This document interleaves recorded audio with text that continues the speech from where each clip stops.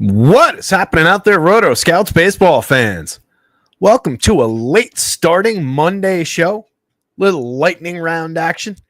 We're going to get through this one in an awful hurry, kind of because we have to. A little bit of a late start today. Had lunch with the brunch with the folks. They were dropping off Dylan. Their little dog is here to hang out with us again. They're going to yet another cousin's wedding. Happy wedding, Cousin Kev, out in California. I'm sure you're tuning in. Yeah, they're heading out to California. So lost a little bit of time in the middle of the afternoon, had projections up on the site early. And then when I got back, I decided to use some of the time this afternoon to just run some back end updates, get some of the numbers in line a little bit for certain spots. So if you were following the projections from morning to the afternoon, you might have seen a little bit of a shift just in a few players on a few teams, but got some stuff updated on the back end. I'll continue to do that over the next few days, get a new, version of the full back end projections in there just to keep everything totally current. Just killing a couple precious seconds, precious minutes here at the top as people trickle in. Lone Wolf's here, Cujo's here. So we've got a bunch of confirmed lineups to talk about. We've got 9 games on deck. What I'm going to do is the usual pitching breakdown. I'll talk about the Vegas board, the pitching slate, and then we're going to go through the games, but we're going to do it kind of at a high clip. We'll talk about the pitchers again, and then I'll focus on some key bats and mention like where they're cheap. But what I might try my very best to avoid, and this is me trying to avoid the things I like doing, is talking about all of the ongoing stats. So we'll get through it. We're going to try and do it in a hurry. I'm going to try and knock it out in about an hour, and we've already burnt 4 minutes of that. Hour and change. I'm going to try and have us out around 5:30 for the 6:40 start, though, so that we can be on top of everything. Projections did just get updated on the site, so all the currently confirmed lineups are up there. We'll start with the Vegas board as usual. The only game that's threatened by weather, which kind of sucks because we've got the return of Jody Perez in a great spot against the Pirates, a team that we've been attacking a lot with high-end pitching lately, and he's a supreme strikeout artist when things are going right. It's been going pretty well in the minor leagues, over 8 rehab starts. Should be good for like 5, I think, if it plays fully, and maybe more. But we do have a orange read from Mr. Roth in that game. Solid line of rain, saying long delay may be worse. That would be problematic for a guy like Jody Perez in his first outing back from Tommy John surgery, first outing in the show. So definitely something to worry about there, but he's very cheap. He's very, very high end in a great spot. The Marlins are showing some power upside. Just if you're hunting around for a team that's somewhat on this board, this isn't the most explosive of offensive slates. A lot of these teams, there's not that much daylight between 4.20, 4.39, and 3.95, despite what it might look like, what it might read like if you're just ranking purely this versus all these. This is going to come up low ranked, but it's not that offset. And this Marlins team does have a few realistic lefty bats to throw at Mike Burrows, who has had a bit of a home run issue. So maybe a realistic, underappreciated, cheap stack there if that game plays in full, and it would be nice to be able to use them in support of a Jody Perez play. Reds at the Guardians. Luis Ortiz on the mound for the Guardians. Luis L. Looking very solid. I've got him in my weekly lineup for the Dynasty League this week for hopefully a 2-start week. Going up against a high strikeout, but offensively capable Reds team. On the mound for the Reds, it's Wade Miley, so that's going to push some offense toward the Guardians. You can see the totals 3.82 on the Red side, but they could be capable of putting a little bit of ceiling on that when Luis L. doesn't have his best stuff. He can get hit hard, and he can walk too many guys, but he's got the best whiff rate on his 4-seam fastball for among non-relievers in all of baseball. Kid's been really, really sharp. 4.78 implied total for the Guardians. Tells you everything you need to know about wanting to attack Wade Miley. Matthew Boyd is on the bump for the Cubbies. He's got the Phils checked down under 4 runs. They're without Bryce Harper. It's a little bit of a limited version of the Phillies lineup. Boyd has been mostly sharp throughout the season. Really hasn't run into any disaster games. The worst he's had was a 4-inning game where he gave up 4 earned runs on 8 hits 3 starts ago. That was at Cincinnati. Otherwise, he's been pretty clean. He's been finding some decent strikeout stuff. High danger spot there. And then it's Zach Wheeler on the mound going up against the high danger Cubs lineup. He's got them all the way down at 3.62 because he's just one of the very best run limiters in baseball. He also pitches really deep into games. Love the upside for Wheeler, but it's not safe. You've got a lot of hitters to worry about in that Cubs lineup. They're even difficult to suppress for DFS upside in terms of the individual projections. Where you see Wheeler's quality more is in the home run model. Tampa at Fenway to play the Red Sox. It's Shane Baz, who's definitely gettable for power downside. He's given up at least one home run in 8 straight starts, and 3 times in that stretch he's given up 2 home runs. Definitely some power there. No Wilyer Abreu in the lineup. The Red Sox are ginning up an injury for him. It says they're going to put him on the IL now because they're calling up Roman Anthony, but they don't want to trade Wilyer for nothing. They need to figure something out in that outfield. But for now, we initially had Wilyer sitting for just the second time all season against the lefty. Now apparently he's going to the injured list.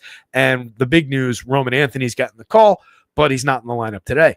So we don't get him today. We'll probably get him tomorrow. Hopefully the sites will add him in time. Brian Bayo on the mound for the Red Sox, definitely attackable with Rays bats. Like the upside there, 4.20 implied total for them, and then the 4.39 implied total for the Red Sox bats. Even with no Wilyer, there are some deadly good lefties in that lineup, and there's some playable bats up and down against Shane Baz. Every now and then, Baz can break off some good strikeout stuff. He's not completely dead in the water, but it's not a great spot. Braves at the Brewers. Just a 4.08 implied total for the Braves. I'm showing them drawing some more power upside than that at the very least. Maybe it's a great source of short stacks, under-owned quality amongst those top-end players in that lineup. Maybe it's a source of one-offs. But I like them just fine as a lead stack. And again, this is a very similar board up and down right here. So while that 408 might not rank out as high as a couple 4.2s and a couple that are just above it into the 4.10s and 4 mid-teens, it's still very much on the board, and that's a very hard-hitting Braves lineup going up against Aaron Savali. It's Chris Sale on the bump for the Braves, obviously showing quality there. Mid-threes implied total on the Brewer side. Don't want much of them. Jose Barrios, who we always love talking trash about on this show, but he burnt us the last time out, and the time before that was it was 2 times ago that he really burnt us. That was when Gunn and I were on together talking about him. 9 strikeouts, 2-hitter over 6 innings, shut him out. That was against the Athletics. Last time out, 5 strikeouts, 2 walks, gave up a home run, but that was the only run he allowed. 4 hits against the Phillies. It's been fairly sharp. Gettable enough Cardinals lineup, but they're drawing a mid-4 total, 4.37. So I have to have a little bit of respect for their bats. A little both-sided there. And then a little both-sided going the other way, too. I can see the Blue Jays getting to a low strikeout, high contact Andre Palante, but I can also see his quality coming through on the right day where he finds some innings pitched, which he was doing fairly regularly before he ran into some trouble with runs over the last few. He needs to succeed on batting average on balls in play. He's all about giving up contact, keeping the ball in the yard, keeping the ball down. It could feed into the downside of that top-heavy and still top-heavy Blue Jays lineup, but they're a little bit improved with the emergence of Addison Barger. The Angels, a 9-run total there. Juice on both sides. Nearly a 5-run total for the Angels, showing a bunch of home run upside and a bunch of run creation upside against Jeffrey Springs. And then it's Yusei Kikuchi, who could be a total roller coaster here. I will say that there are several of the Athletics bats, and their key bats are left-handed outside of Brent Rooker. They're heavily left-handed. So you do have that somewhat for Kikuchi. His strikeout stuff hasn't really been on form. His walks have been a gigantic problem. It's a 12+% walk rate so far this season. What he hasn't done is give up earned runs just on the back of the baseball card. We've been skating through. He's got a much higher xFIP than his ERA, but he's also got enough talent to get it done again here. So he's an uncomfortable option yet again. Dodgers and the Pods, Dustin May, Nick Pivetta, 4 corners game here for sure. 8-run total, pretty low totals for both of those teams. Enough respect on the board for both pitchers who are pitching well, but obviously 2 very good teams. Prefer the Dodgers. They're showing the higher total. They're also drawing quite a bit of power. Nick Pivetta has given up a fair number of home runs this year. He also gives up a lot of premium contact. So some of those Dodgers bats might be very appealing here, especially if we get them a little bit lower owned than maybe you get them other days because of that low total. And we round things out with the Diamondbacks Drawing the highest total on the slate, 5.09, going up against Emerson Hancock in a home game out in the desert. Love the upside for the D-backs bats here. When they draw high totals, this team really pushes up the board fantasy-wise. They are really strong for their for run creation, for sequencing on base. They've got plenty of power in that lineup. There's a lot to like, and it typically fills out to be at least a 9-man playable lineup. There aren't many holes in that lineup, a lot of usable bats. So love the upside there against a super gettable pitcher. And the Mariners going up against Merrill Kelly, not a ace level pitcher himself. So maybe we consider some Mariners bats, probably again going to come up with a few sneaky bats that'll benefit in the same way in the ballpark that the Diamondbacks will, and they don't have an overly challenging matchup. Kelly can be very good, like he was against Atlanta his last time out. 7 innings of 1-hit ball, no runs, 8 strikeouts, and a walk. Beautiful. Start before that, 6 runs, 4 of them earned on 6 hits in 5 innings. Struck out 6, walked 2, allowed 2 home runs. That was against the Nationals. 4 earned runs on 6 hits, over 6 against the Cards the start before that one. So he's gettable. Just depends on what kind of ceiling you can put on him. And he hasn't really allowed ceiling games outside of his second start of the year, which came against the Yankees. He totally melted down. 9 earned runs over 3 2/3, 3 home runs allowed. That was one of those days where the Yanks just kind of went off. Get back up here. Joker finally went to lay down. So a pretty visible top end, I would say, with Chris Sale and Zach Wheeler kind of offset from everybody, both by price and projection. You do have Pivetta kind of lingering at a higher price than probably his upside really deserves in that game. 10-1 feels a little bit challenging against some of these other prices. You can see the very challenging spot that Kikuchi slots into. If you're looking for ceiling, the combination of ceiling and safety is a challenging word, but I'll say security, not safety, if that difference, that negligible difference means something. Either one of those two pitchers at the top, pick your favorite. If you prefer one guy over the other one then use that guy. Matchups wise, I would say I would definitely rather take Chris Sale facing the Brewers. I think he's just got a little bit more juice for strikeouts. They're a lower end team than the Cubs. That's a deeper Cubs lineup. They're much better at getting on base. But Zach Wheeler is excellent at suppressing runs and very capable of giving us depth. Love either one of those options. If you figure out a way to put them together on DraftKings, so go for it. I would imagine it's going to be Marlins bats and something else.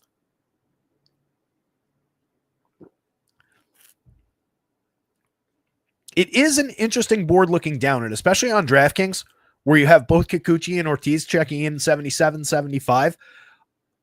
Obviously, I think enough of Kikuchi that I let those projections fly like that, and I think he's just as usable as Ortiz. We have plenty of track record with Kikuchi being a better strikeout pitcher than he's been so far this year, being a total roller coaster. This is a pitcher that we've alternately targeted with bats or used in the correct spots when he's cheap. And on a slate like this, where a lot of things break similarly through the middle and a lot of guys are more expensive than him in equally bad spots with equal downside, or they're more popular, like Ortiz, I can see plenty of reason to at least consider Kikuchi. He's a tournament play for sure. He is in no way safe. He will probably walk 4 or 5 hitters in this game. So bear that in mind.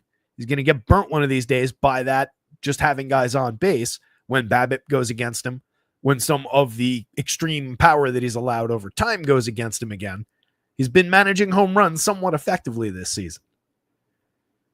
So there's obvious visible downside on Yusei Kikuchi. Bunch of people popped in.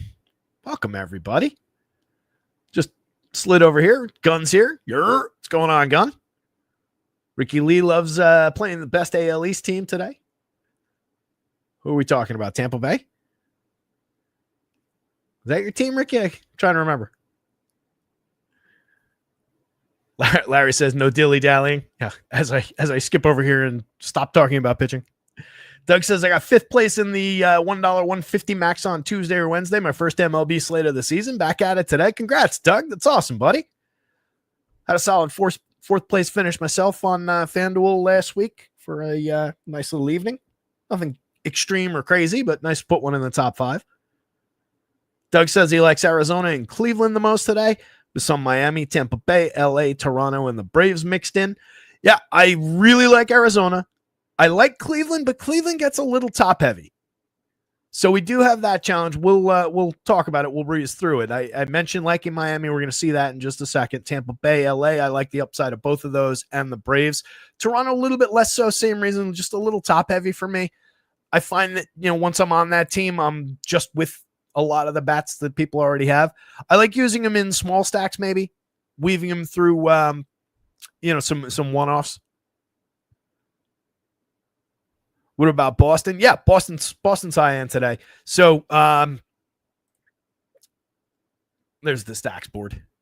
I was going to use this as a way to bounce around and talk to some of the teams when I was thinking about maybe doing this disjointed. But I think instead I'm just going to kind of click through the teams. But that's the stacks board for today. This is behind the paywall at rotoscouts, so you're getting a look at it. You can see how things rank out. We've got the Vegas totals over here. But again, it is a very even board. So kind of what I was talking about with like Miami, right? They rank 5th by home run upside. They don't project great. They're never gonna. There's too many holes in that lineup, but a couple of the good hitters are pushing that home run number up at the very least. They rank 13th overall, but you've got 3 teams, for one thing, tied at essentially the same implied total in Vegas. And once you start splitting that down on that Vegas board, again, there's not that much difference between their 396 implied total and this 408 that the Braves are carrying. The Braves are a better team, no doubt about it. But there are at least reasons to jump around to that team. But yeah, the question was, where are the Red Sox? 6 by points on FanDuel and DraftKings, 4th by value on FanDuel, 6th by value on DraftKings. This was done, bear in mind, this goes up fairly early in the morning. That was done against a slightly different version of the Red Sox lineup that did have Willier in it, but that's negligible change. Go for stacking Boston and Arizona. I like that. My one thing there would be, if depending on where you're stacking it, the positional conflicts. Presumably Devers is the third baseman, then you don't have access to Eugenio Suarez. If you're playing on FanDuel, you obviously do. So it depends on where you're getting them. But I always do like to think about, like, all right, how do these two teams fit together? Am I maximizing, not necessarily maximizing your actual point per dollar value, because baseball doesn't really work that way, but am I maximizing your mix between getting the value, the correlated scoring out of the stack as best you can, and how the teams fit together for across the full lineup? Do I think Taylor makes the lineup? Chris Taylor? I believe he's in the projected lineup that's up there. He hasn't been much of a bat recently. And by recently, I mean like going into last year. That's the Taylor you're talking about, yeah? They don't have a rookie named Taylor that I'm not thinking of, do you? Oh, wait. Are you talking about Taylor Ward or Chris Taylor? There's a big difference. Whoops. Clicked on my old YouTube channel. If you're talking about Taylor Ward, I hope he does, and I love the upside. If you're talking about Chris Taylor, I don't like Chris Taylor all that much.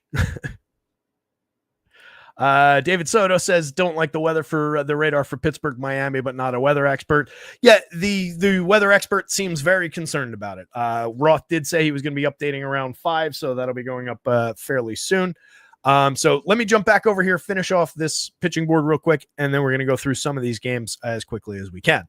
So we were in this territory. So as much as I said, Kikuchi is in play, and I think you get him at lower ownership because of the opponent, because of all the buzz on like a Luis Ortiz. I think Luis Ortiz is tremendous here. Love the strikeout stuff. Excellent fastball whiff rate. Does lose some quality around the edges for sure, and there's a pretty big basement there if Cincinnati gets to him. 92 on FanDuel is a little bit expensive, but I'm happy to get there, and I hope that keeps his ownership suppressed as compared to where it's going to be on DraftKings at 75.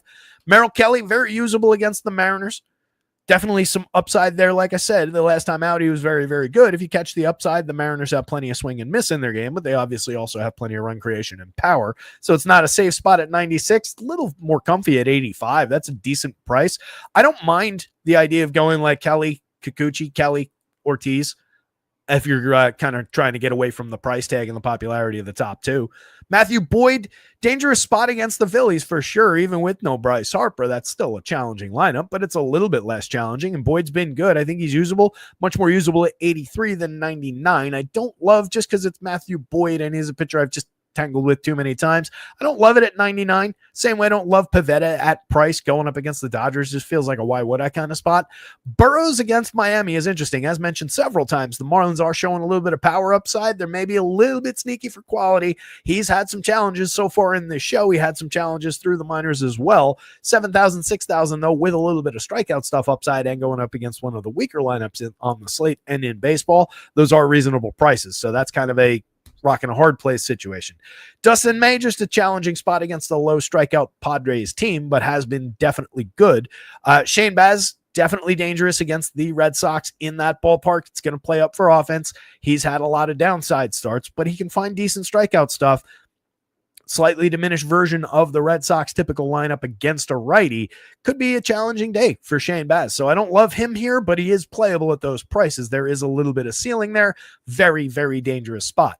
Judy Perez, threatened by the weather, not as much by that opposing lineup. Tons and tons of ceiling there, or tons and tons of upside for a very good start there. It depends on what his depth of innings is going to look like. If the rain impacts that, that's going to get challenging. But for the price, I do think there's a little bit of ceiling on these projections just because of how much strikeout is here and in his arm. And he's been sharp through the rehab starts. Jose Barrios, challenging spot, 87, 81. I don't love the pitcher, but I would play him at those prices. I do think he's talented enough to get through that Cardinals lineup. That's a both-sided situation. Do not like Jeffrey Springs there. Brian Bayo is loosely playable against Tampa Bay. Those are pretty cheap prices for Bayo, but I have enough respect for that Tampa lineup that I don't really want to push him all that hard. But among the super discounted pitchers down here, I think he's probably slightly more playable than Savali against the Braves team, probably slightly more reliable for upside than Palante. Palante just doesn't find you the strikeouts, and he's more expensive. And then Miley and Hancock are pretty hard-nosed down the bottom. Okay, that leaves us about a half an hour to get through the all these 9 games. Let's see if we got this Marlins lineup. We do not. All right, so Burrows has made 3 starts, 13 2/3, hasn't really struck out that many hitters, hasn't had too much issue with walk, 5.27 ERA, but a sub-4 whip, not bad. Has had plenty of guys on base, plenty of threat there. He's finding some swinging strike, which could play well against a Marlins lineup where many of the key hitters do have a strikeout issue, but he's given up so much premium contact and power. He's given up a few home runs. He has kept the ball down somewhat effectively in the majors so far, so kind of a mix there as far as results versus the nature of the stuff. But if we're looking back into the minors, the last few seasons in moderate samples has had some issues with home run downside, just looking at the home run per 9, which isn't my favorite way to do it. But like last season gave up 11 home runs in 51 1/3 to 235 minor league hitters across mostly AAA. 7 of which came at AAA against 169 hitters. It's not a gigantic sample. 8 home runs allowed to 393 wasn't completely terrible. That's back in 2022, but that's also pitching in AA.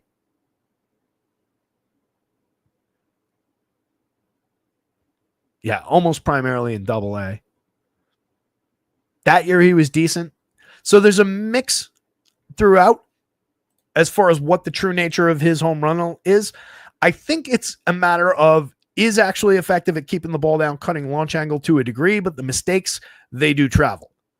So we're seeing a little bit of that, a little bit results-based, but we're seeing the power through the realistic power upside, guys. I'm riding with it. I made Jesus Sanchez the home run pick of the day, 14.18 in the model. We've also got Kyle Stowers there at 12.54. He's hit 10 already this season in 233 plate appearances.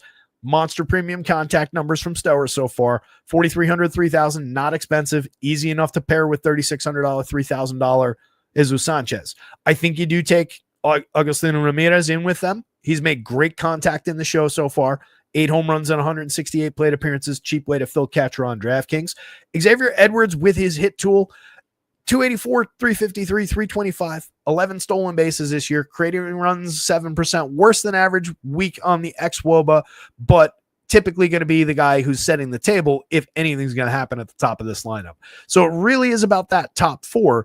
And then as you go down lineup, I don't love anything about Otto Lopez, Liam Hicks, Eric Wagaman, and Dane Myers. Maybe some mix and match quality there. I think the interesting bat down here is actually Connor Norby, 3,900 at third base. 8.1% barrel so far this year, had decent success in a cup of coffee there, does have a lot of strikeout and not enough walk, but does show some power upside. So if I'm just hunting for that, I think he's an adequate way to fill third on DraftKings. I think he's appealing since he can fill second at 2,800. So if I'm going shortstop, outfield, second base like that on FanDuel, I think that's a pretty reasonable alternative to just the top four version and having to burn a first base util spot on a very good option in Agustin Ramirez. It's just a different way to do it. Again, to clarify, nothing wrong with using that spot on Ramirez. That's probably the most appealing way. Wagman has put okay bat on ball. Does give you cheap multi-position on the FanDuel slate. And then, again, you do have some visible mix and match options through here. Liam Hicks has not been bad. He's a cheap alternative at catcher. Dane Myers, same thing, small sample, but has not been bad. There's medium to light power and some stolen base upside through some of these guys. And it's just the idea of attacking Mike Burrows here. On the Pirates side, there's just really the top end, and Jody Perez is so high end himself that I really don't want all that much Pirates, especially in a rain-threatened game. But if you're going there, O'Neal Cruz is your absolute top priority, 10.22 in the home run model with all this premium contact, kind of speaks for itself. You do have double-digit barrel rates on everybody right here. That's a very small sample on Nick Gonzalez, who I won't throw into that mix. Last couple of years can justify that. This is a little bit of an outlier. But Spencer Harwitz, I believe in that 10.4. I do think he could reliably put up around a 10 barrel rate. I do believe in a 40+% hard hit rate from him. We just need to see him for more time. 72 plate appearances, pretty mediocre so far, but a very good option for bat on ball. Has been low strikeout, high walk throughout his way up to the show. Was last year in a fair sample of plate appearances. You have the one aged star, one beginning to age former star in Brian Reynolds. Reynolds at just 235, 309, 377, and 90 WRC plus, 8 home runs. McCutch at least gets on base a ton still. So he's got a supportable WRC plus at 107. It's a really problematic year so far for Brian Reynolds. His Pirates team would be quite a bit better if he was playing better. May well be wearing a different uniform by season's end. Everybody down this part of the lineup kind of is part of why this is a challenging team to stack. There's really not many bats down here. Even Brian Hayes, decent name, low strikeout, medium walk, should put better bat on ball than he does. You just get nothing out of him over and over and over again. So it's a weak Pirate stack. I prefer, despite the slight difference in Vegas totals, I prefer the Marlins stack against Mike Burrows to the Pirate stack against Jody Perez. I would rank this Jody Perez, Marlins bats, Pirates bats, and probably wouldn't consider that much Mike Burrows. Again, he does project out okay for your money, and it's mostly a Marlins thing. So a few darts for tournaments is fine, but I feel like people will dip down there and try and take those shares, and I think I'd rather be on the bat side of that equation.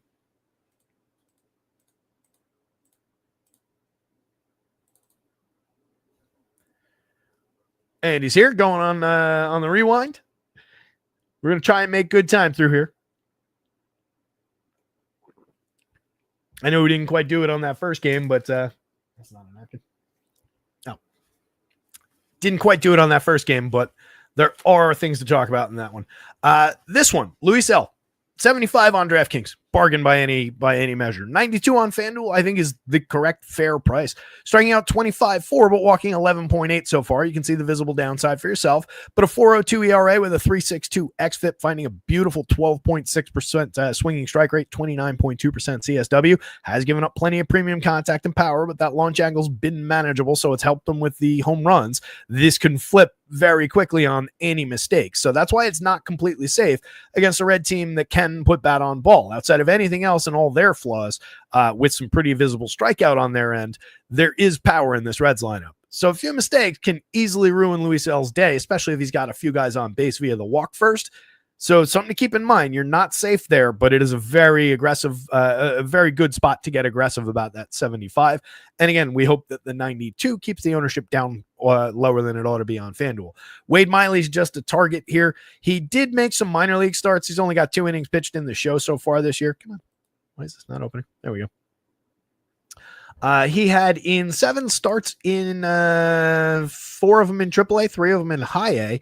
He went 1-2, which doesn't matter. He had an 8.84 ERA, which also doesn't really matter. But he gave up 19 earned runs on 32 hits over 19 and a third innings, 94 batters faced.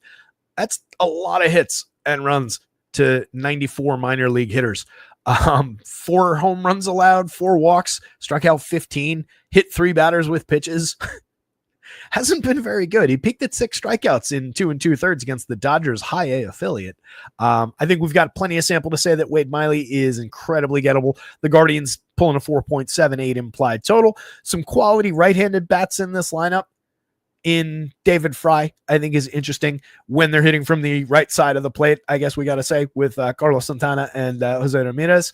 Lane Thomas, I think, is an interesting option, considering how cheap he is and how much quality we've seen from him in the past. Was not good over these 65 plate appearances so far, but take the bargain on a player that we know is better than those 65 and is better than the guy we saw last year, who, if nothing else, gave you nearly a league average WRC plus, stole 32 bases, hit 15 home runs. There's a lot of good DFS days in there. And that was coming off a year in which he scored 101, drove in 86, hit 28 home runs, stole 20 bags, created runs 9% better than average, had a 201 ISO. We don't care about runs and RBIs outside of the fact that those did count for fantasy points. Those are not anything he can control as far as talking about the statistics. But once we're talking about the past, those did count. So those are, at least worth mentioning that he's involved. Going down the board here, Santana's having a very strong season, 6.5% barrels, 42.3% hard hits for as cheap as he is. 3,600, 2,800. He's slashing 255, 355, 385, creating runs 14% better than average. The power's a little bit lighter than maybe it's been in years past, but he's still got 7 home runs. It's not nothing. And he doesn't strike out. He draws a ton of walks. He's always involved. That's an excellent, cheap way to fill first base against this pitcher. Gabriel Arias has put good wood on the ball this year. 9.7% barrels, 41% hard hits. Don't sleep on him as a cheap option at short. You get him in 3 infield positions on FanDuel. I think you can utilize him there. Jonathan Rodriguez, dead min price on DraftKings, 2,100 on FanDuel. 4.78 in the home run model last year in 40 plate appearances. No power, no real average to speak of. With anything on him? Love to give you something.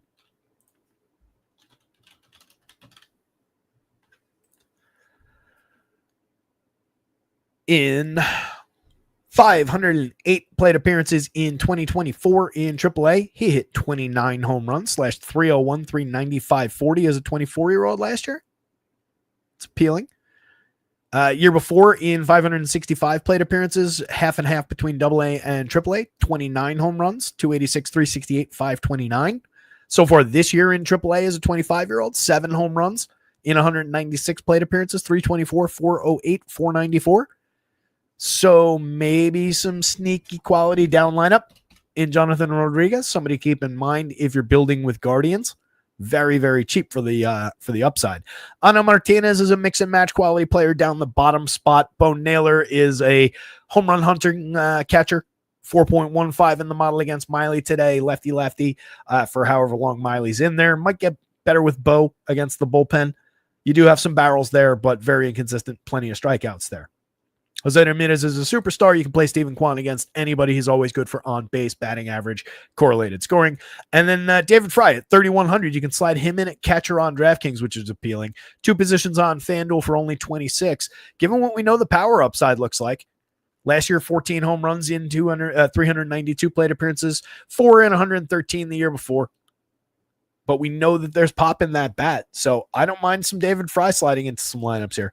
On the red side, you obviously have Ellie to work with as a superstar, 61, 38, 12 home runs, 19 steals on the board so far this season.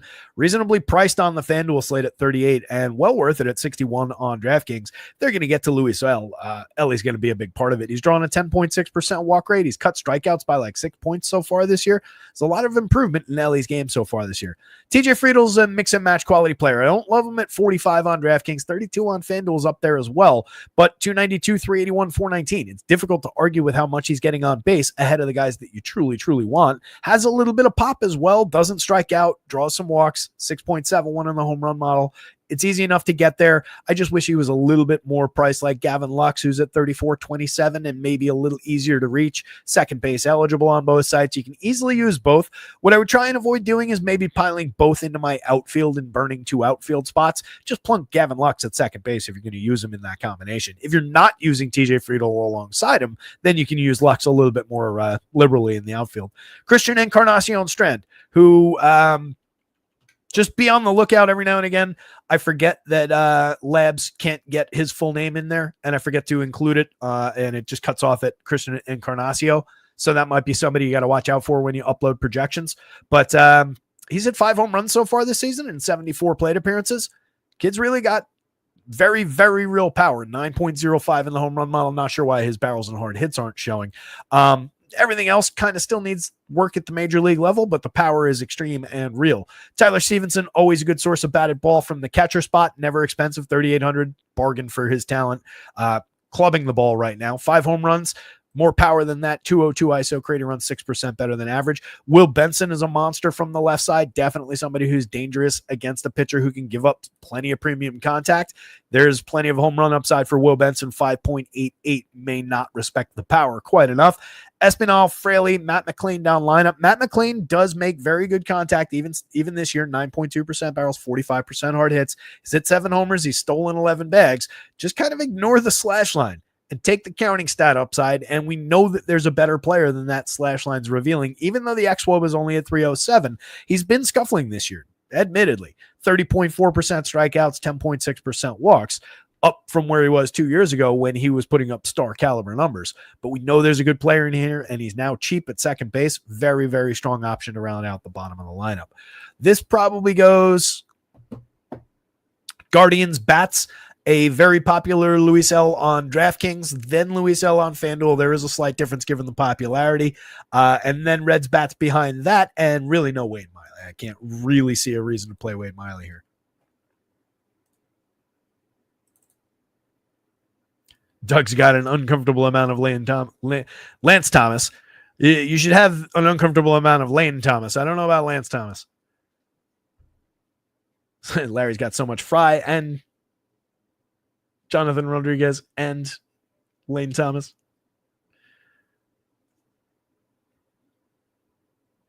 Lone Wolf asks, give me 1 stack and your 2 pictures for DraftKings. 2 pitchers? 1 stack, 2 pitchers for DraftKings. I mean, can I just say Arizona at the very, very top of the board? 3rd by home runs, 1st by Vegas total, 2nd by DraftKings value, 1st by DraftKings projections on my board against Emerson Hancock, our 18th ranked pitcher out of 18. I think you could go that route if you just want super easy answer.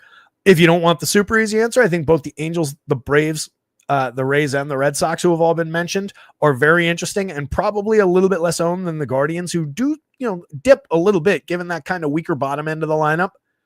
They do rank 3rd by Vegas total, but again, all these Vegas totals are somewhat close through the middle outside of the big ones up toward the top. Cleveland is one of the big ones. So maybe some of these teams, if you're looking to be a little bit sneakier, just right in that group. I think the Dodgers are always going to be an obvious answer, but they are facing a challenging pitcher. They're just difficult to suppress as far as the quality there.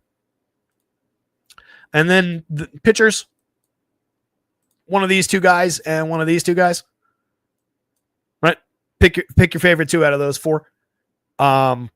Chris Sale and Luis Ortiz would probably be the slightly higher upside version. Any combination that includes Kikuchi would probably have slightly more downside, but it's very close between those 2. But there are more workable options on that board, obviously.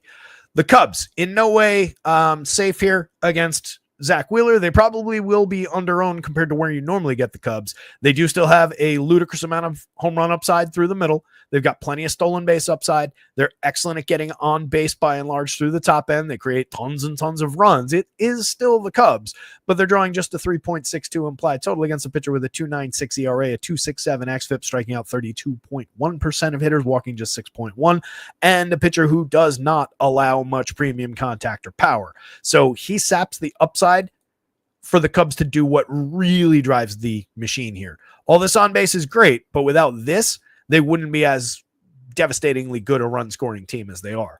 So given what Wheeler does well, given what it takes away from the Cubs, it does limit them. If you're going there, Ian Happ is an obvious table setter. He's gotten a little bit cheap. Kyle Tucker's a superstar. Seiya Suzuki's playing like a star. 16 home runs, 264, 327, 554, a 289 ISO, a 375 xWOBA. Monster so far this season. Pete Crow Armstrong in MVP conversation so far this season. He's improved so much. 17 homers, 21 steals, 281 ISO, 347 xWOBA, creating runs 42% better than average. Dansby, don't sleep on Dansby Swanson. If you choose to stack Cubs, and today isn't the day, maybe later in the week, but if you do go here, Dansby for 44.29 is a bargain. 11 home runs, 7 steals, 342 xWOBA to support more upside to come. We've seen more from this player over time. Barreling the ball like the Dansby of old, 45.6% hard hits this year. He is very, very good and slightly cheaper than his friends here. Michael Busch, I'd probably rather have a 500 cheaper Dansby at short than Michael Busch at first. Busch has equal premium contact numbers, more barrels so far this season. He's hit 10 home runs to Dansby's 11 in fewer plate appearances, 240 ISO, 391 xWOBA. He's been tremendous, locked in with a lot of these other Cubs. But if I'm choosing guys that may struggle slightly more against Zach Wheeler, I think Michael Busch would be on that list a little bit more so than some of the other guys. Carson Kelly, obviously tons and tons of power upside from the catcher spot for a fair price at 45.32. But again, we're kind of cutting home run numbers at least by a third or more against Zach Wheeler here from where they would typically be. He's hit 9 so far this season. He's got a 246 ISO. It's difficult to argue with, but terrible matchup. Nico Horner, Matt Shaw, mix and match quality guys down bottom. Nico can steal you a base if he happens to get on. And he's pretty good at getting on base. He's just a correlated scorer most of the time, though. Philly side, as mentioned, no Bryce Harper. Kind of problematic. They're facing Matthew Boyd, who's carrying a 24.7% strikeout against a 5.7% walk this year, which is kind of ludicrous. Never thought he'd be able to hold up even this deep. 12 starts, 68 and 2/3, 3.01 ERA, and the 3.75 xFIP, nearly an 11% swinging strike rate, despite just a 25.3% CSW, or despite the swinging strike rate, he's got just a 25% CSW, I should say. Last year, at least those two numbers in a small sample correlated a little bit better. He had a higher strikeout rate, but walked a few more hitters. Year before that, 5.45 ERA, a 4.37 xFIP, gave up plenty of premium contact and power in 71 innings, 15 starts. It's been the best version of Boyd we've seen. I don't trust him at all against the Phillies. The Phils are drawing at least mid-board power with Kyle Schwarber with his head well above water at 12.60. He's one of the best bats against anybody, including left-handed pitchers. He's at 20 home runs this season overall, 298 ISO. He's a monster, 4,000, 5,400, easy enough to play, but they do get a little bit diminished by the lack of Harper. Trey Turner at 57.39, carrying a great slash line, creating runs 25% better than average, easy to click on, slightly discounted maybe from where he could be, and a good right-handed bat to throw at Matthew Boyd. If you're just looking to maybe go expensive two-man that isn't going to be crazy popular, I don't think there's anything wrong with going with a Turner Schwarber two-man and just kind of swerve from the slate. Nobody's going to be really considering that all that strongly, and both those guys rate out perfectly fine. They're ideally correlated as far as scoring goes. So no issues there. You can include a cheap Alec Bohm in that conversation, though. First base, third base, you can cover another position there for a very cheap price. For a high-end bat, another right-handed bat, at worst, we're going to get a few opportunities for premium batted ball events out of Alec Bohm most of the time. 15.6% strikeout rate, 4.3% walks. He hasn't seen great results yet this season, but he does put very high-end bat on ball very regularly. Sliding up in the third spot in the lineup, I don't mind it. Nicky Castellanos, you can argue for him for a little bit of cheap power upside in the outfield. JT Realmuto, despite his struggles this year, only 5 home runs, 4 steals, just a 292 on base and 81 WRC plus. There is upside supported by the 320X WOBA as well as the premium contact. 11.1% barrels, 45.1% hard hits. He's not done yet. He just hasn't found the results. He's gotten really cheap. Edmundo Sosa, the rookie Otto Kemp, Weston Wilson, Johan Rojas, mix and match quality going down the lineup. Kemp has done very little in his 6 plate appearances, nothing in fact, but is playable at those cheap prices. He's supposed to be able to hit a little bit. Sosa is a slightly better than mix and match caliber option, I would say. Over 100 plate appearances this year. He put some good wood on the ball throughout last year. So playable options, but you're probably looking like one guy and then stacked, primarily with those guys. Phil's diminished at sub 4 runs, but looking like the higher end of these two teams. I'll say this goes Zach Wheeler, Matthew Boyd. Zach Wheeler, Matthew Boyd on DraftKings, Phillies bats, Matthew Boyd at 9,900, which is too expensive on FanDuel, and then and only then the Cubs bats. Do we have an official fake injury for Wheeler now? Let's see.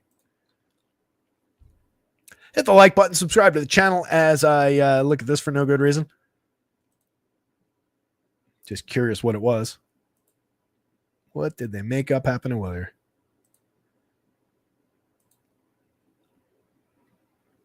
A side injury.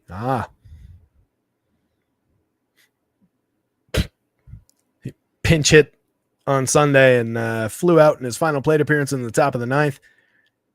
Caught a fly out in the bottom of the 9th. And evidently, you can read the sarcasm dripping from Yahoo's report here, or RotoWire's report, I guess. So they made up a side injury so that they could bring Roman Anthony up. And good for him. He had a 500-foot grand slam over the weekend.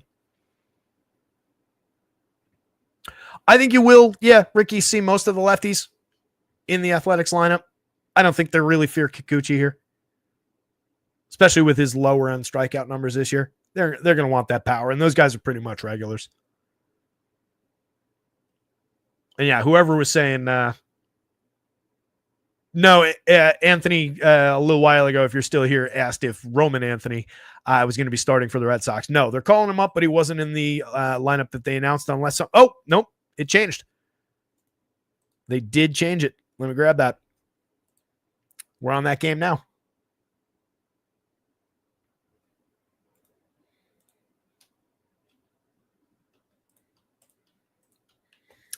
Glad you asked. Let's grab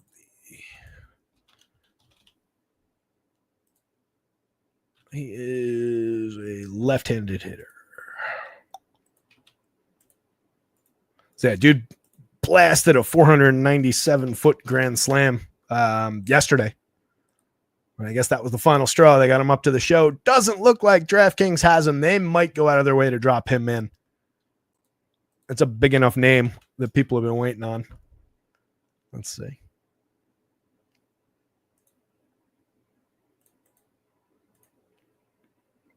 Well, obviously 5:30 is not happening. I think we all knew that.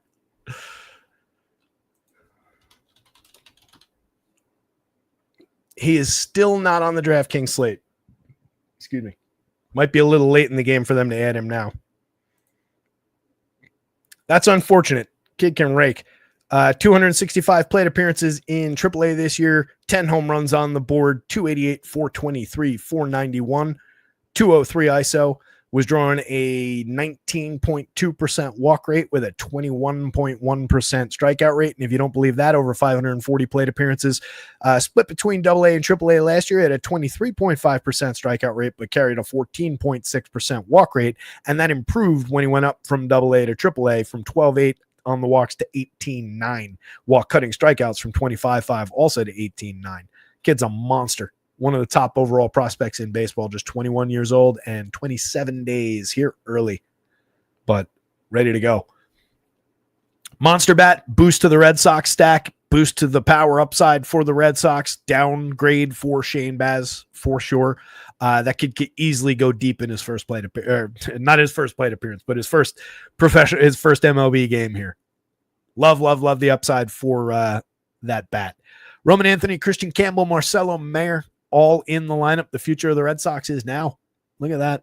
A lot of lefties to work with, a lot of quality. Christian Campbell, over the last week and change, has shown a little bit of return to form as well.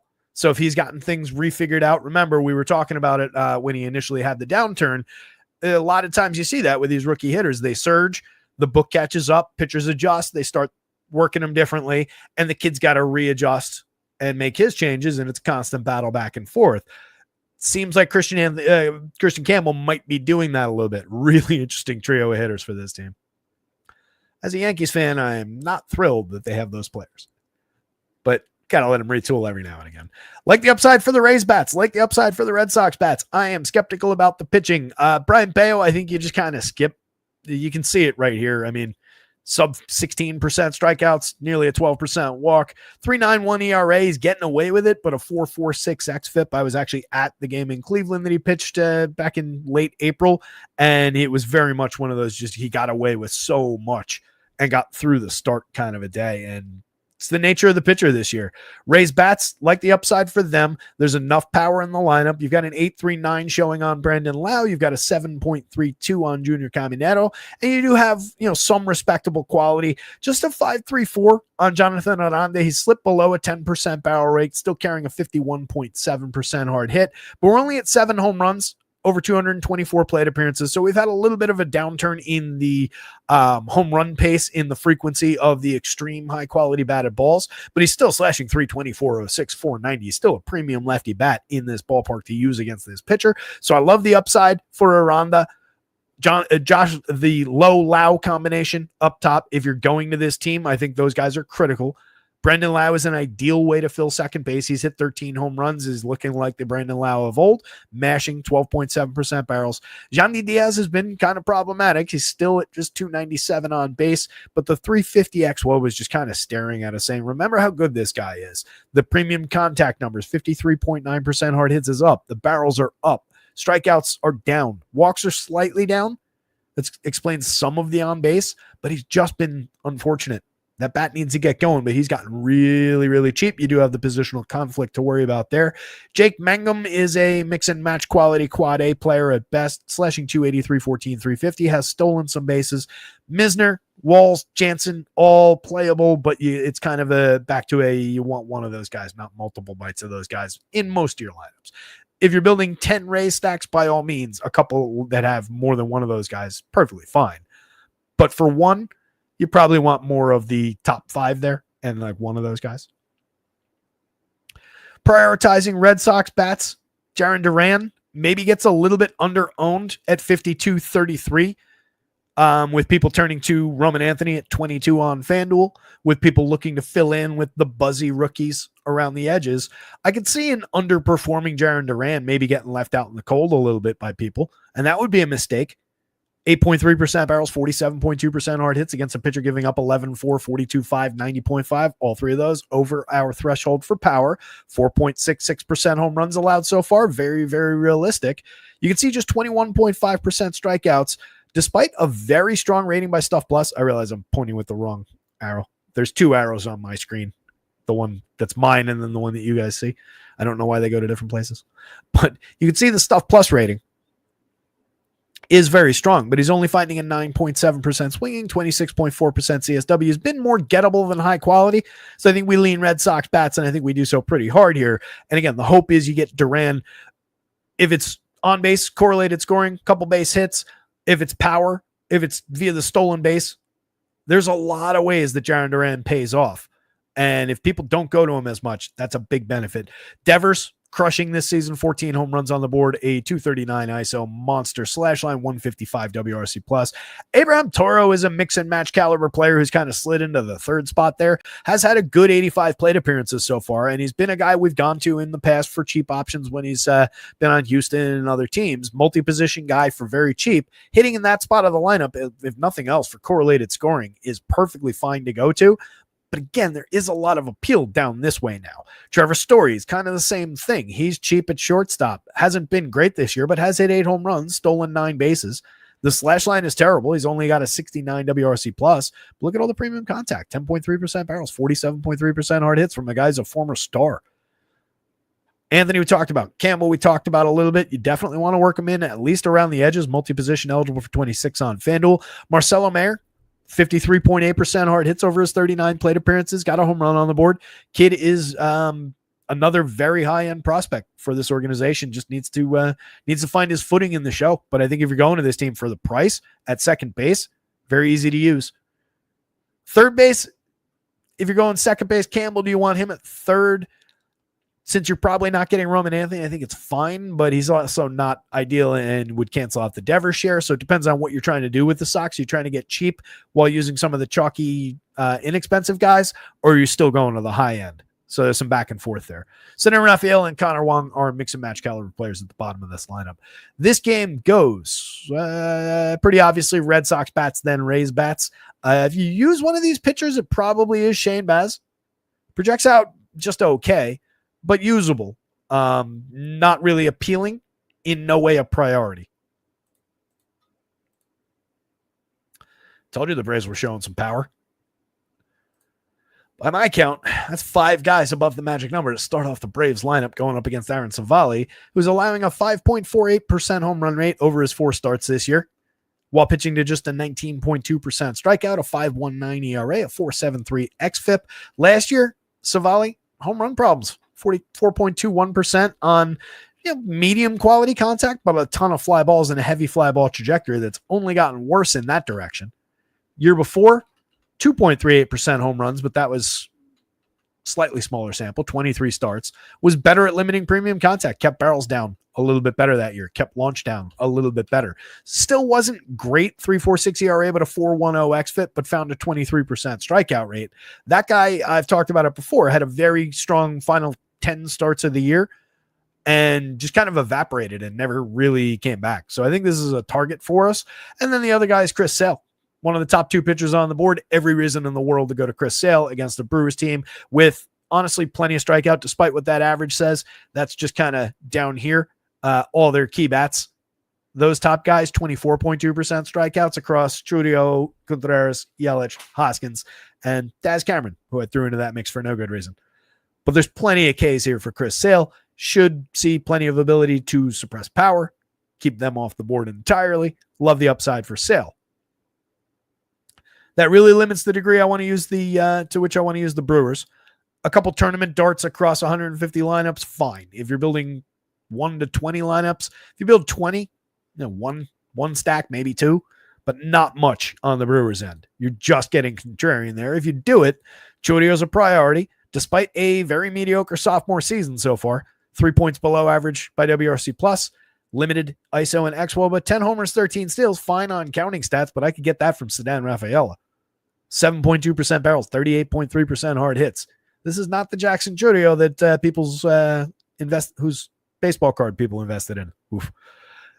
Contreras, still a high quality catcher bat, 5 home runs, 5 steals, great on base, creating runs 1% better than average, but it has to face Chris Sale here. Still a high quality righty bat. If you're going to one-off a catcher, maybe you throw him into the mix at incredibly low ownership. Hope for the best. He does draw a ton of walks. Sale walks 7.4% while also striking out 30.9%. Christian Yelich, 13 home runs, 10 steals, kind of coming on a little bit. The premium contact is around where it ought to be. The strikeouts need to come down. It's been flawed this year, but he's also gotten a little bit cheaper on DraftKings. Rhys Hoskins from the right side, monster power upside. 9 home runs on the board, a 6.91 in the home run model, but Chris Sale to face today. A lot of strikeouts in his game today. Skippable, entirely skippable. Either one of these guys can be played for a little bit of upside in correlation with those guys. If you're going to do it, the more established and reliable option there would be Sal Frelick, but a cheap Daz Cameron is not without his merits. Down here, it's been kind of ugly and problematic on those guys, and then Bryce Duran gets a little bit lost against this lefty. Ronald Acuna Jr. is a superstar by any measure, and 64 fantastic plate appearances so far would tell you that. 4 home runs on the board, mashing the ball like we expect him to, like he never missed a day in his life. Get him while he's in the lineup. Hopefully, knock on wood, he's there forever. is absolutely tremendous. 12.46 in the home run model to lead this hard-hitting team today. Drake Baldwin at just 42 continues to mash. Excellent option from the catcher spot against a weak righty who's given up plenty of premium contact and home run power. 10.91 in the model, slashing 303, 351, 508, a 205 ISO, 7 home runs for him so far. Double-digit home runs from the usual suspects, Riley Olson and Ozuna, all of whom are tremendous, all of whom are too cheap on FanDuel, all of whom are far too cheap on DraftKings. Marcell Ozuna is 4,000 on DraftKings. I've talked about it too much already. I do not understand that price. I have not understood that price all year. He's been fantastic this year. His grading runs 37% better than average. He's hit 10 home runs. I don't know what he's doing wrong. Take advantage of the cheap price. FanDuel's at least got him correctly the same as Riley and Olson. It's just all three of those guys are a little too cheap. Michael Harris and Ozzie Albies, at least you can justify being as cheap as they are because they're both really struggling so far this year. Both of those guys have had very strong seasons in the past. I'm still a believer, and they've gotten very cheap. I think they're at worst very usable. Neither guy strikes out that much. There is a little bit of walk in Albies' game this year, but typically that's not been the case. So really you're just buying these shots at premium bat on ball and the upside for correlated scoring with all those guys. Those guys are very much still in play. Alex Verdugo's meh. Nick Allen is here for defense. Verdugo's the more playable of those two. He's been fine over 164, but he also has in no way been special. 24% below average, in fact. This goes Chris Sale. Braves bats. Brewers bats, but not really. And Aaron Savali is not really that much on the board. A few darts maybe of Savali at 65 if you're just fishing around in the bargain bin across a lot of DraftKings lineups. That's fine. He's not that different than the other $6,000 pitchers. And there are some strikeouts here if he finds form. He just really kind of has them. See, we're making good time. It's 5:30, but we're getting through.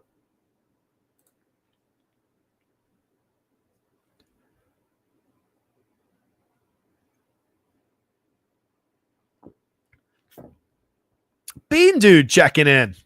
That's a name we haven't seen in a while. What's going on, man? Good to see you. Todd Strong, so far, no Roman Anthony on DraftKings. Jenna Sandy, if Adam said that, I'm sure that it's true. At least to a degree. Adam's a very sharp guy.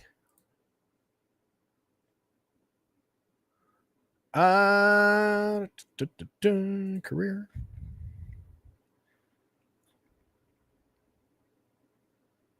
He's led a 288 WOBA to lefties, a 317 to righties. He's getting 13 homers to 343 lefties, 17 homers to 421 righties in his career. That evens out about the same, I would say. Lefties do hit him a little bit lighter. 201, 286, 362 career versus 247, 305, 421. 183 total innings, 343 lefties, 421 righties. Reasonable enough sample size. I think it's okay to say that. But not all those lefties, bear in mind, are Rafael Devers. Not all those lefties, bear in mind, are Jarren Duran. So there are lefties. I think there's context to be had around all of that. And it still kind of bears out for me on the Red Sox side of that equation, but definitely worth mentioning. And again, there's different takes to be had. Gundacker, I'm sure probably talked about that as well and probably focuses on it a little bit more than I do. Where I just look at splits slightly less. I focus on more on the whole a little bit more. On the Blue Jays and Cards game, this one is very much four corners. You can see reasonable totals on a day where a lot of teams kind of fall into that range, separated by about a half a point from the high threes into the mid fours, which I guess is always separated by a half a point, but you get what I'm saying. I don't love either of these pitchers. Andre Palante, as I've referred to a few times, what he does exceptionally well is keep the ball down. Negative 1.2 degree average launch so far this year. He has made some mistakes and nearly has a 4% home run rate in spite of that. He has allowed some barrels this year. He has allowed hard hits and exit velo, which always happens to this type of pitcher. But the barrels catch the mistakes, catch the launch angles that turn into home runs. Never been a high strikeout pitcher. Has some issues with walk. Has plenty of issues with BABIP hurting him on those hard hit balls that are kept even to a low launch angle. They'll still fall for base hits or get through the infield for base hits all the time. So he's in no way a safe pitcher. What he might be able to do is go out there and eat 6 innings of relatively clean ball against a not crazy good Blue Jays lineup. They're low strikeout, so you're just looking at the combination of, a lot of times they cause pitchers problems because they say, oh, this guy's a decent strikeout pitcher, but they'll carve away some of his upside because they're low strikeout. That's not really what we're looking for with Pawlenty anyway, so it matters a little bit less to me. So maybe through that lens at 72, he's loosely playable. I wouldn't do it on FanDuel. I don't think you've got much ceiling there. Not competitive with the rest of the board anyway. So it's a little problematic here. As just another SP2 from the bargain bin over here, it's okay. Jose Barrios has more ceiling than that. I have to give him at least that much. 3.67 ERA, but a 4.06 xFIP, walking 9.5%, a 22% strikeout rate. That's in no way a good strikeout to walk, but at least you do know that he can find some strikeouts from time to time. There aren't as many to be had in this Cardinals lineup as there have been in some seasons, but there are still a few guys to go fishing with here at least. Nolan Gorman's always good for some Ks. Victor Scott is always good for some Ks. This year, Wilson Contreras and last year has been a little bit more aggressively high strikeout. You got some 1 in 5 options up toward the very top there. So there are a few Ks along the way for Barrios. Wouldn't shock me if he had a 6 strikeout type day, if he gets maybe 7 innings here. So you're just stretching for a pitcher who can be very mediocre most of the time. You can see right here the problems. This is above, that's above our threshold on a 13.9 degree average launch. He's gotten a little bit lucky to be at just 3.48% home runs. But as mentioned at the top of the show, 2 starts ago when Gunn and I were talking against him, he went out and struck out 9 athletics, gave up no runs on 2 hits, walked just 2. Several problematic starts through the year, but it peaked at 5 earned runs against Tampa Bay. That's not a complete meltdown. Typically, you do end up with games like that. Even when he's bad, he's not completely a disaster. He's just not as good as a DFS option. 81, 87. Can loosely play him here. There's just enough ceiling available. 81, much more playable on DraftKings in the mix for those, cheap SP1, high price SP2 type shares. Top end of the Blue Jays is where you want to focus if you're going bats. The 2 obvious stars, a very reasonably priced 41, 3,000 for Bo Bichette is always worth going to. Slashing 270, 316, 427. The numbers have gone up. They've come down a little bit. The xWOBA is still lingering there at 368. That's really appealing. Speaks to the upside. Also speaks to the quality of contact that he's made and the fact that he's not really striking out or walking. So we're getting tons of balls in play. That's going to equal quality.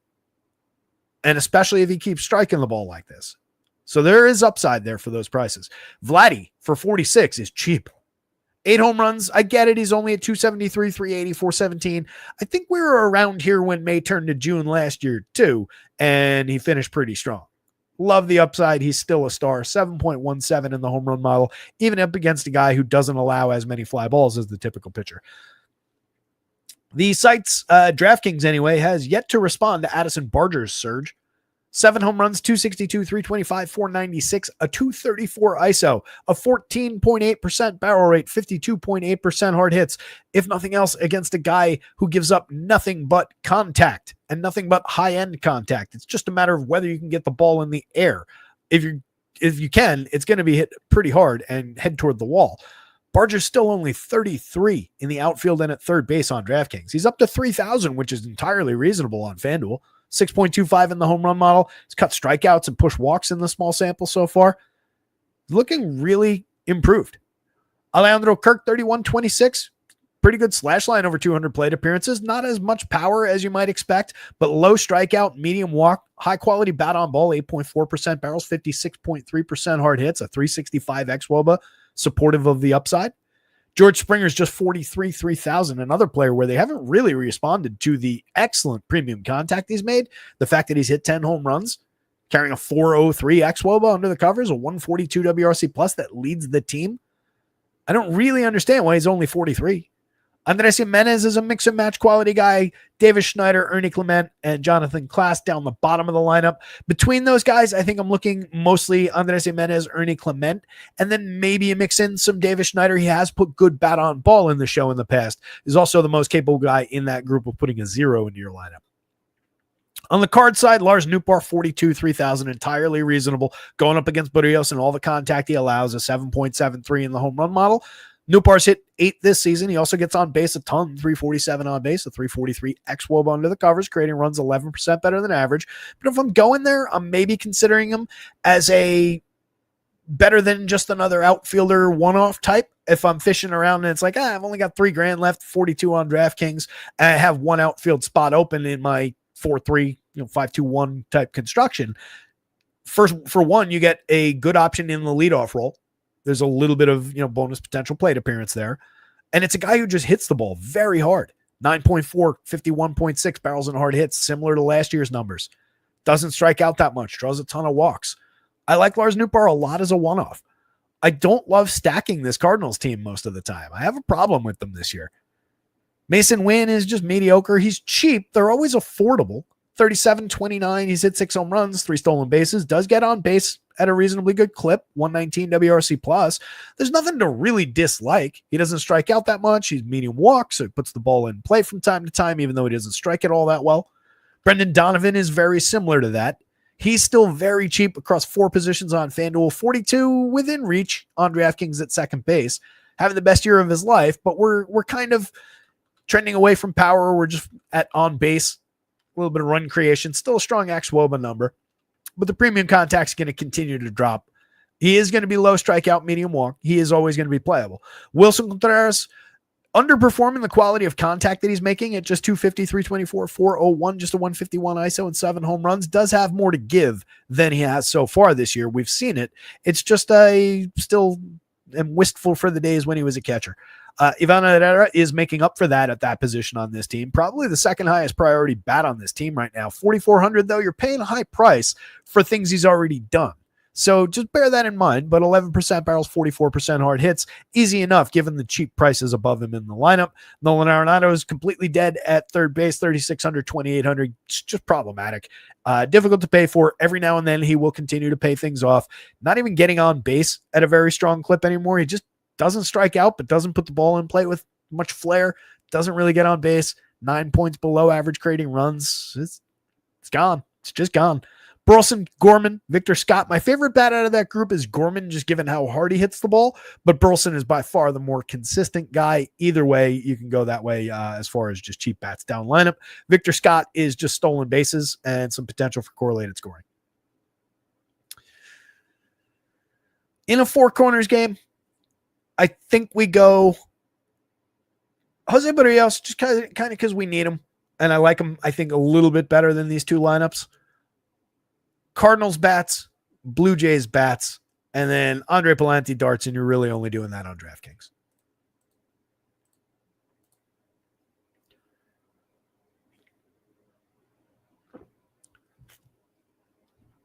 Power says Yuri Perez 80-85 pitches if this game plays. That's perfect. That's all I need.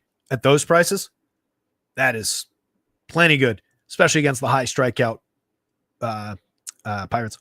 Just need that game to play, like you said. Bean Dude says, living the life, breaking even nightly. Hey, man, if you can break even every single night, you are definitely doing something right. Every now and then you sneak in a win. That's the right way to play. Gilbert H says, hey, man, I've been betting to the total of strikeout per pitcher. Last night was a bad night for me. I had Rodon above 7.5. Do you have any good strikeout predictions today? I don't have the various lines in front of me. If you want to throw a couple at me, I can tell you whether I like them, don't like them, if you want to do it that way, Gabriel. I just don't know where everybody's placed at, if you know what I mean. But like Jody Perez, assuming you get that game in, I would like probably him. I'm guessing they're probably going to be a little bit off on that strikeout number. There's obvious ones like Chris Sale. I don't completely hate the idea of Yusei Kikuchi. Depending on where that number's at, it's probably not very high, given he's pitched to a 20.3 this year. He's not really finding any swinging. He's not really throwing many strikes overall.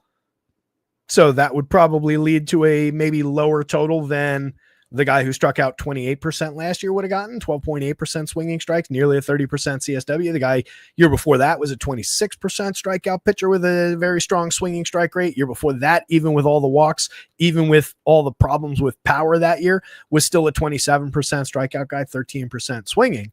That's the Yusei Kikuchi I missed. That's the Yusei Kikuchi that, at least in my head, I'm starting in my lineup this week for 2 starts on Yahoo. So, yeah, he's going to go completely bust today and get nailed by the Athletics. But the A's, this projected version of the lineup anyway, striking out at a 27% rate, and some of their key bats can get got for strikeouts. So it wouldn't be completely nuts to see Yusei Kikuchi succeed at these prices for DFS. And two, depending on where that strikeout line is, maybe hit the over on a strikeout prop. I just don't know what it is. One of these days, I'll start downloading those every day and put them into the board. The A's are pulling a 4.11 implied total against Kikuchi. So what do the A's need to do to succeed here or exploit Kikuchi's downside? For one, they do need to be a little bit more patient up at the top of this projected lineup, and we'll see what version of the lineup comes out. Right now, Max Muncy, not really walking any, striking out quite a bit. Could be a target for Kikuchi, but also might not be hitting there in the lineup. Do we have this actually? We still do not. We do have the Angels. What this Athletics team has a ton of is power. As I mentioned earlier, Kikuchi's gotten away this year with just a 2.58% home run rate on 9.2% barrels, 40.8% hard hits, 90.5 miles an hour of exit velo. Both of these are slightly above our threshold. This is just below our threshold for problems. And as just illustrated a minute ago, in years past, he's been above those thresholds or around these numbers at best and given up more home runs. So he hasn't actually gotten burnt as much by power this year, which if that comes roaring back against a hard hitting team like the A's could just completely destroy him today. That's where the walks become completely crucial to the success of his start in this spot. I realize I just put the Angels lineup in the A's. Let me correct that. And it went away, of course. I was thinking A's, talking A's, and pasting Angels. So the walks, again, going to be absolutely critical. But Kikuchi is capable of giving you depth, 69 2/3 in 13 starts this year. And he's been dancing through these problematic outings. A 12.9% walk rate in no way matches a 3.23 ERA. It looks a whole lot more like a 4.76 xFIP. That's where the problems are going to come in. 1.59 whip. Way too many guys on base. But he's cheap. 77.82 against an A's team that is stacking up a little bit righty heavy in this projected version of the lineup. But again, several of their key hitters are lefties. So we'll see what we end up with. It could be an exploitable spot. If it's this version of the lineup, it's a downgraded version of the lineup. So you don't have as much power threat just in the raw sense from these hitters as you would from their typical lineup. So there's some give and take in what they do here platoon-wise. I wish we had it. Starting at the top, though, Jacob Wilson, problematic for anybody, and especially somebody like Yusei Kikuchi, just given his approach at the plate. 6% strikeouts, 5.2% walks, tons of balls in play. Dude slashing 372, 408, 528. Going to be competing down the stretch for a batting title, I can tell you right now.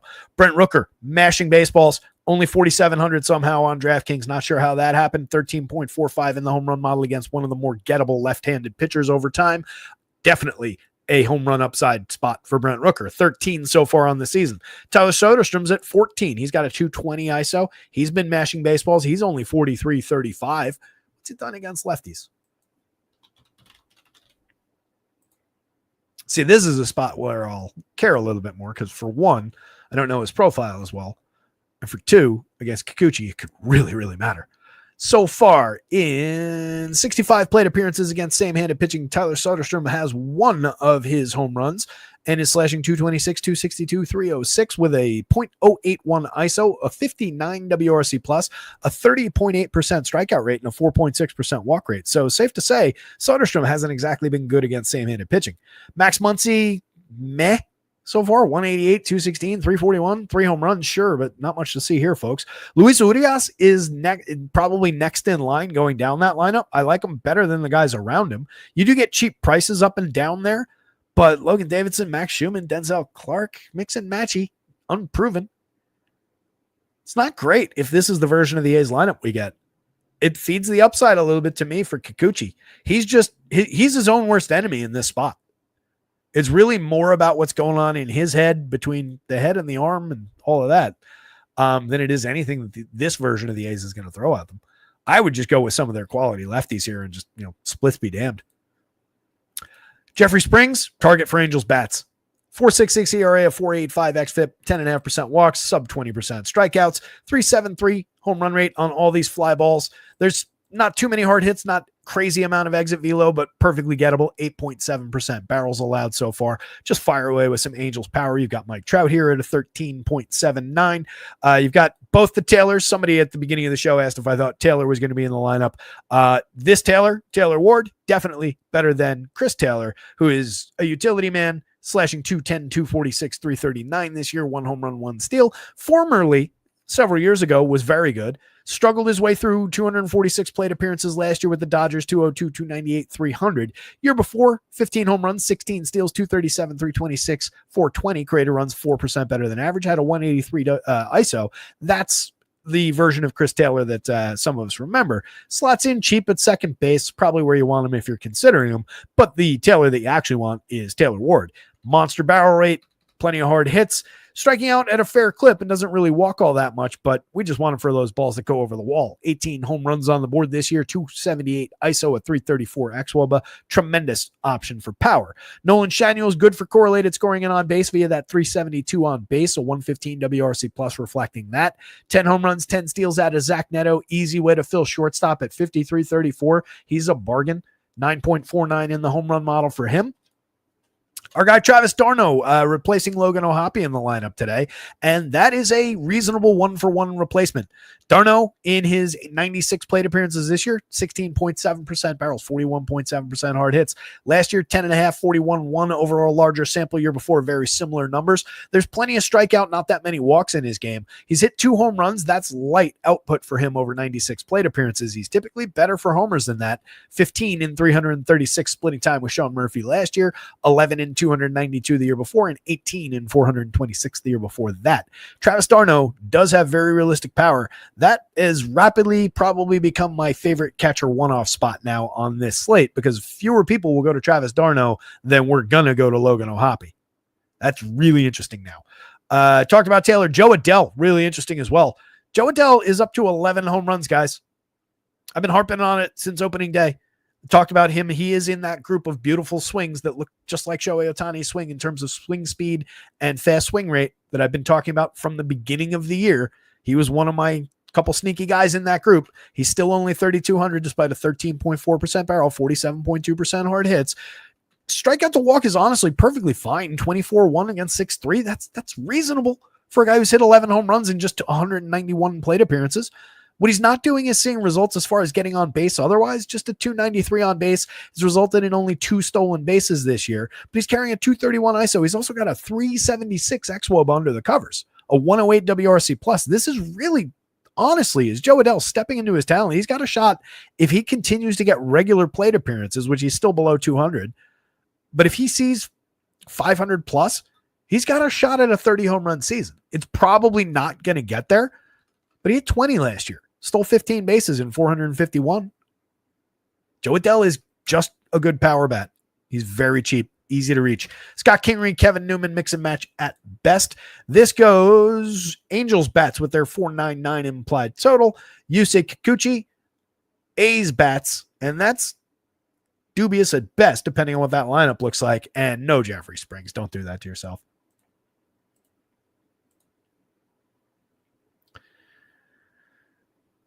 Kurtz is back. The lineup just came out, apparently. Kurtz is back and in the lineup. They did. They went with most of their lefties, as someone was suggesting.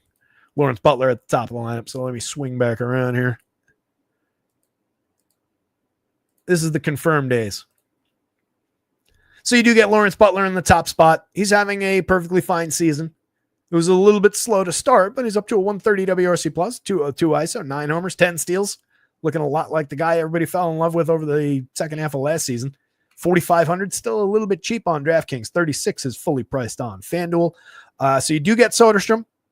You get, I got to fix the Max Muncy. It's not that Max Muncy. They would love it if it was that Max Muncy. I would love it if they would just put his goddamn, oh man. They would just put his actual middle initial in here so I didn't have to do this bullshit.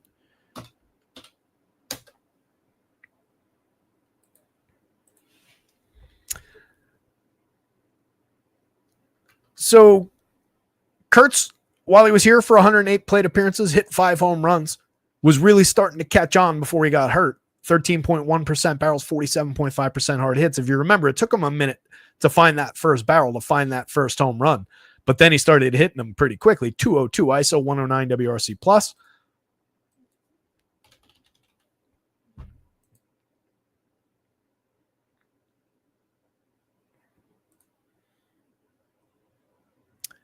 He had 23 plate appearances against lefties, in which he drove in 3 runs, walked 3 times, struck out 7 times, had 1 single. That was his lone hit. Slashed .059, 174, 059, 233 OPS, a 0 ISO, and a negative 28 WRC plus. So that wasn't great. 30.4% strikeouts, but again, that is a nothing sample. The A's are just rolling with it.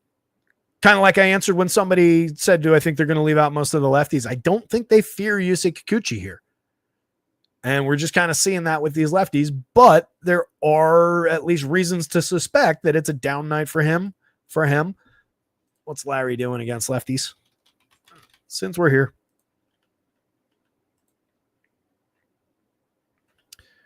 58 pretty bad plate appearances this year for Butler against Sam-handed pitching. Last year, 169 total for the career.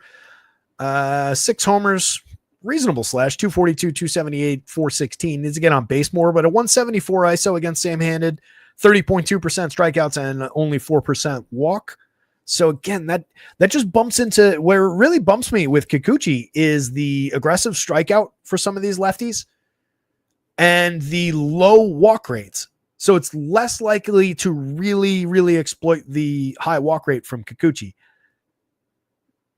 Hopefully for him. Could be one of his better days. Dodgers, kind of obvious. They project out really well. It's very difficult to limit them.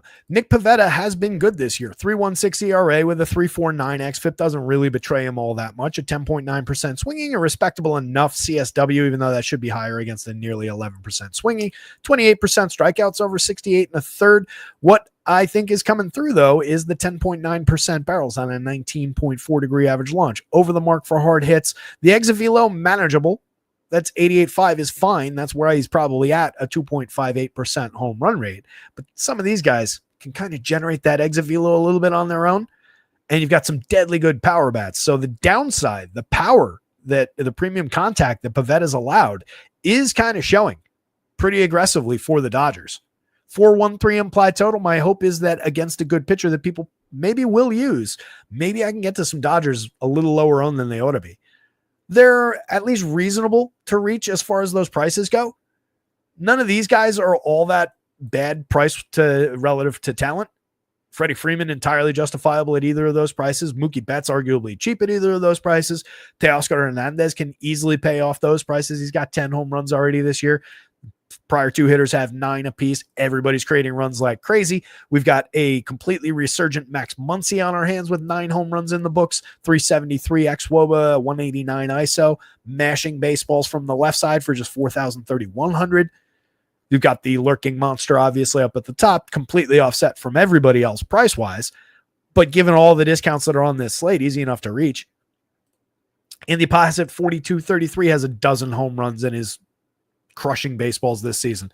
8.6% barrels, down slightly from 10.7 last year, so you know there's more upside. 345 xWOBA, 202 ISO, in spite of the dip in premium contact. Conforto still making great contact, even not seeing results for it.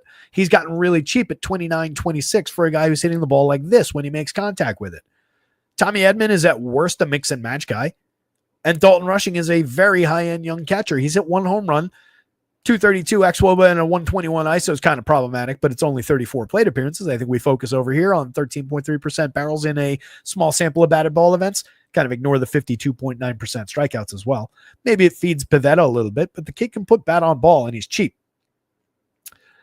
Dustin May, 8,000, 9,000, carrying a 24.2% strikeout, but running into a low strikeout Padres lineup. That's the problem. We've talked about May a lot, though. I'm always baffled by his overall stuff plus versus like what the fundamental mechanics of his pitches look like in terms of horizontal movement. It's just baffling to me that it doesn't grade out for stuff plus. 4.09 ERA, but a 3.62 xFIP, 24 against a just 9% swinging strike rate, 27.6% CSW. I guarantee you those numbers trend upward as time goes on. Kid is very, very talented. Just maybe not the best spot for him, but there is upside there. That's a cheap price. There is a little upside there. That's a reasonable price relative to the board. Would play bats on the Padres side, though, as well. Fernando Tatis at 4,900 against basically anybody seems like a bargain. 10.26 in the home run model. He's at 13. He's also stolen 12 bases. Creating runs 25% better than average. Luis Arias competing for, not for a batting title this year, but a guy who is typically competing for a batting title. Striking out just 2% of the time, walking 4.8% of the time. It just equals balls in play. Unfortunately, he doesn't hit the ball all that hard. This remains the case why he should be leading off with Tatis, who hits the ball incredibly hard, hitting second. Manny Machado at 46.36 has 10 home runs, a tremendous slash line, 155 WRC plus. Jackson Merrill's continuing his great year at any price, 47.33. Very, very usable. This top four as a base is 44.75 a piece, despite the fact that three of those guys are stars and one of them is Luis Arias. And then you get Gavin Sheets, who's having a great year. Xander Bogaerts, who's been on again, off again, but can still score runs, steal you a base at shortstop. Even Jake Cronenworth at 39. These pods are cheap.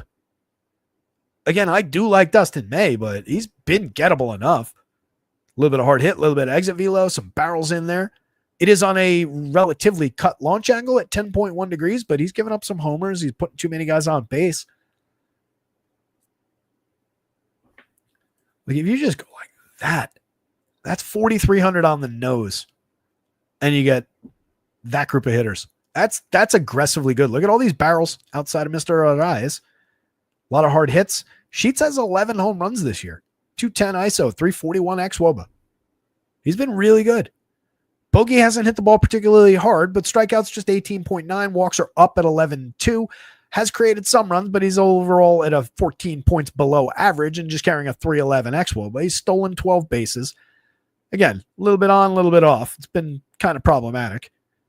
Cronenworth at 39, 3,004 home runs on the board. Tyler Wade's never been much of a hitter. Elias Diaz just kind of a fill-in bat at catcher. This goes, I think, Dodgers bats. Dustin May, because he's cheaper and facing the lower end lineup, then Nick Pivetta, and then Padres bats. Another four corners game, though. Any one of those is easily in play. Rounding things out, which is good because it's 6:03 and I got to get the website updated and build some lineups before this starts. Hit the like button, subscribe to the channel here on YouTube. Really does help when you guys do that. Subscribe over at rotoscouts.com. Everything is under $1 a day for access to all of it. Gets you NBA, NHL, MLB, NFL when it comes back, etc., etc. Weekly, monthly, quarterly plans are available. Emerson Hancock is a target for Diamondbacks bats. They're pulling a 5.09 implied total. Merrill Kelly, though, against a team with a 24.2% strikeout rate, as respectable as the top end of the Mariners lineup is for power, for run creation, for on base, for their catcher with a ludicrous 26 home runs and counting this season. Merrill Kelly is in play. 23.8% strikeouts for him, a 10.3% swinging, a sub-1 whip, 3.43 ERA against a 3.38 xFIP. There's plenty of upside, but it's a high-danger spot. Definitely want to at least consider a few Mariners stacks as a hedge position. Kelly can give up plenty of premium contact. 10% barrels this year in a good season. 47.6% hard hits. 90.9 miles an hour of exit velo. All three of those are above our threshold on a 12.1 degree average launch. That should equal more home runs than 2.65. 2.65%, I mean. 13 starts, 76 innings, giving you plenty of depth. He's a very reasonable upside pitcher with a little bit of ceiling against a team that can easily be a target for pitchers on the wrong day for them, but can easily burn that back the other way. Kelly's gone 8 times already this season in his 13 starts, including 3 starts where he got through the 7th and 1 more start where he pitched into the 7th. Only the 1 bumpy outing against the Yankees still kind of lingering in the line. He'd be even better overall if it wasn't for that 9-run game. Next highest total was 4, but 2 of the last 3 starts, he did give up 4 earned runs apiece. Last time out was dynamite against Atlanta, 7 innings, 8 strikeouts, no runs, 1 hitter. 85, 96 obviously works a little bit better over there. This is in play, but there's better options. Mariners bats against JP Crawford, 36-29, tremendous on base and correlated scoring play, if nothing else. He's hit 5 home runs. He's carrying a very strong slash line, good creator of runs atop their lineup, barreling the baseball a little bit. Individually, a good play, and in stacks, a priority to go along with these guys. Jorge Polanco is up and down. He's hit 10 home runs, but he's slid in terms of the slash line. Run creation is still intact. Premium contact still intact. He's gotten a little bit cheaper. Second base eligible on FanDuel is probably where I want him versus third base shortstop on DraftKings, but very playable across sites. Julio, 7.9% barrels, 43.1% hard hits. Needs to catch up. 10 home runs, 11 steals. Once he really gets going, this team will take off to another level. He's still 51 on DraftKings, still 35 on FanDuel, despite not being completely intact, but he hits immediately ahead of Cal Raleigh. In this version of the lineup, Raleigh's at 6,400, closing in on Ohtani prices, and justifiably so. Again, 26 homers, a 384 ISO, a 405 xWOBA. Monster season so far from Cal Raleigh. Randy Arozarena, Rowdy Tellez, both very playable. I believe that Leody Taveras is actually out of this lineup. I think they DFA'd him earlier. Yeah. New lineup has Dominic Canzone in that spot. I'm not going to change it now, but Leody Taveras won't be there. Dominic Canzone is as much a mix and match outfielder as Leody Taveras, has a little bit of pop in that bat. Cole Young, Ben Williamson, cheap down lineup. Not really stand out in any way, though. This is a top 6 kind of focus for this lineup. The Diamondbacks are a very high priority stack to end the show. We've got tons of power. We've got a confirmed lineup to work with, which is fantastic.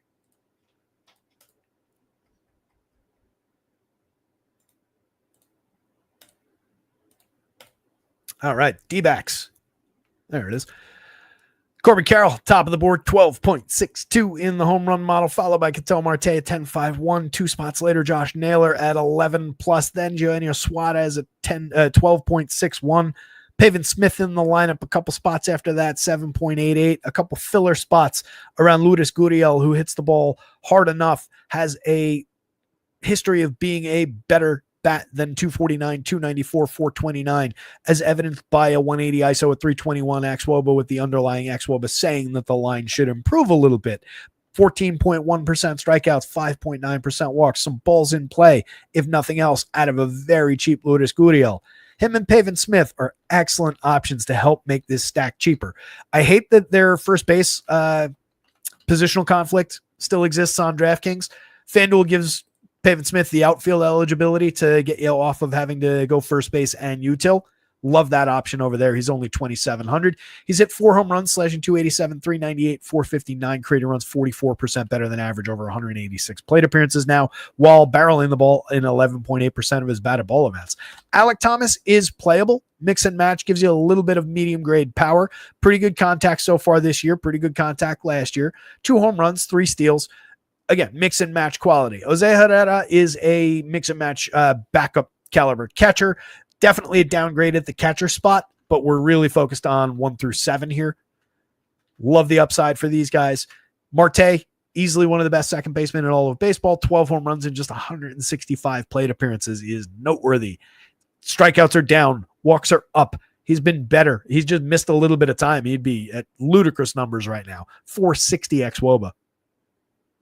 Arnaldo Perdomo in the 3 spot. I like him better in the top spot or in the bottom spot, but we'll take him here. 47.33. The prices are more reasonable now. 266, 361, 419. What he's great at is getting to first base, correlated scoring from the 3 spot. It's a good spot in the real baseball version sense for that bat. At worst, he resets the table for Josh Naylor and Eugenio Suarez and all their power. Naylor's hit 7 home runs. He's also slashing 283, 338, 438, creating runs 16% better than average. And Suarez has 18 homers, a 284 ISO, a 363 xWOBA, 14.6% barrels, and is a masher for just 48.32. Reasonably priced, especially on FanDuel. That's a bargain. Love the upside for the D-backs today against Emerson Hancock. Seems like a very obvious spot with them pulling a 5+ total, but we've got plenty of options on the board for, maybe less than they ought to be popular stacks. So a lot of ways to go, a lot of ways to build, guys. Every now and then, dude. Typically that'll happen in Discord if somebody asks about the weather. My Discord is linked in the description to this chat. It's always free. You don't have to be a subscriber at the site or here on YouTube to join the Discord. Pop in there. One last look at the pitching board. 2 stars completely all set at the top of the board. Either one of those guys, pick your favorite.